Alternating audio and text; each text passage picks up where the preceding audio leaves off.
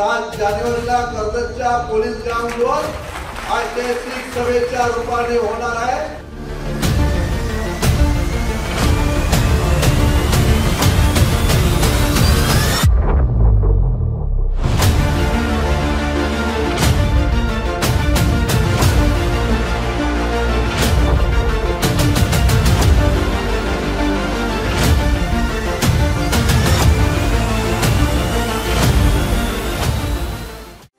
कर्जत मतदारसंघाचे आमदार महेंद्र थोरवे माजी आमदार सुरेश लाड यांना भेटण्यासाठी जाणार आहेत। ही भेट राजकीय नसून मुख्यमंत्री 7 जानेवारी रोजी कर्जतच्या दौऱ्यावर आहेत। या दौऱ्याचं नियोजन आमदार महेंद्र थोरवे करताना दिसून येत आहे।